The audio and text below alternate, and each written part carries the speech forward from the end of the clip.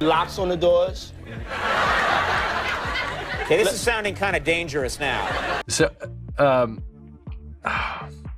can't tell that one either. Ashton Kutcher has a sketchy past, and with Diddy being under investigation, he might snitch on Ashton for some of the things he's done that he's desperately tried to keep a secret. Now, Diddy and Ashton first met in the early 2000s through MTV. They then became close friends, and Ashton was invited to Diddy's infamous parties. "We just became fast friends, and we used to just hang out and watch football together," Ashton said, adding he just can't lose. Then, during a joint appearance on The Late Late Show in 2018, Ashton gave more insight into his relationship with Diddy, who he grew close to before meeting his now wife, Mila Kunis. "We were spending a lot of time together," Ashton, seated next to Diddy, told host James Corden. "If you are a single man, there's probably no greater human being in the world to hang out with," he said, adding, "By the way, this was 20 years ago, so we were having a lot of fun together." Diddy even jokes about the two arranging a pair of Diddy-Kutcher 2020 presidential tickets together. Now, there's no way that you would just say that if you weren't close with the person. So regardless of what Ashton says now, like he might try to say that he wasn't actually close with Diddy,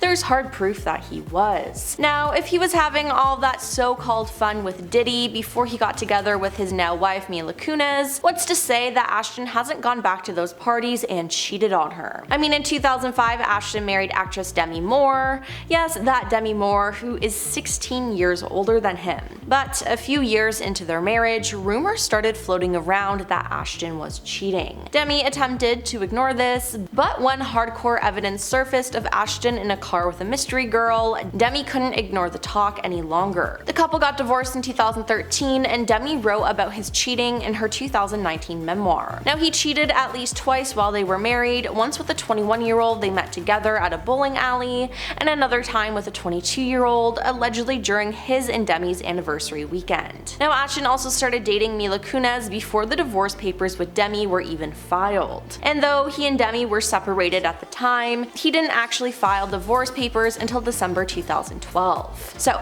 what's to say he didn't cheat while going to these Diddy parties? Truly, who knows what happens and what he did. Now, during a 2019 appearance on Hot Ones, Ashton explained that their really bizarre relationship began after Diddy told Ashton he wasn't allowed to prank him on Punk'd. Then, when asked for his favorite Diddy party story, Ashton avoided answering. "I've got a lot I can't tell," he said, then took a pause. "Can't tell that one either," he said with a laugh. "I'm actually cycling through them. Diddy party stories, man, that was some weird memory lane thing." Now, Ashton being so close with Diddy is concerning. Why? Well, Ashton has been outspoken about certain issues that Diddy has been accused of. In 2009, Ashton created an international human rights organization with his then wife Demi Moore. But it appears that all Diddy did was violate human rights, and that's why he was arrested. I mean, there's no way that Ashton didn't know what was going on, right? It means that he either actively participated in it or just watched it happen and didn't do anything. Now, a lot of people are starting to turn on him and think his image is fake and just something that he did to protect himself. Now, this isn't the first time Ashton has been involved in the law and made the front page of the tabloids. Ashton and Mila Kunis are best known for their roles in the show That 70s Show,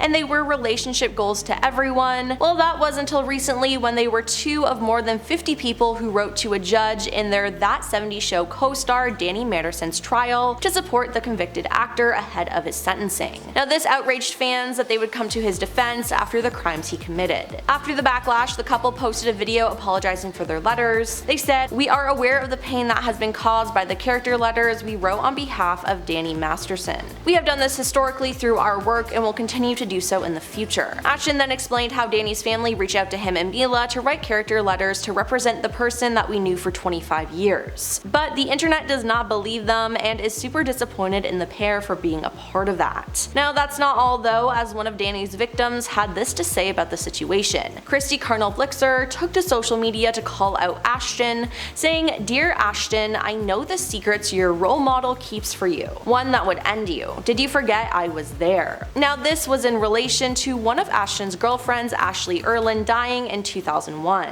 Ashton and Ashley, a fashion student, planned on going to a Grammys after party on February 21st, 2001, which Ashton confirmed with Ashley in a phone call at 8:24 p.m. Now, he ultimately arrived at her home later than he originally promised at 10:45 p.m., but when he knocked on her door, he got no response. While testifying in court, the actor explained that when peeking through the window, he saw what he thought was red wine spilled on the carpet. However, Ashton chalked it up to remnants of a housewarming party that Ashley had 1 week prior, didn't think much about it, and eventually left. Now, the following morning, Ashley's roommate, Jennifer Stiuso, discovered her body. Now, ultimately, Ashton was cleared of any wrongdoing in the case, but Chrissy doesn't believe this though. Now, it seems like she accused Ashton and Danny to be in some way responsible for Ashley's death. Now, could this be true, and how does it connect to Diddy? Well, if Ashton and Diddy were close friends at the time, maybe Diddy got some people to look the other way so Ashton would not be charged or even suspected. I mean, at the time, Diddy had a pretty powerful hold on everyone, so it could very well be true in my opinion. Now, if Ashton speaks out against Diddy, could Diddy reveal all this to the world as petty revenge?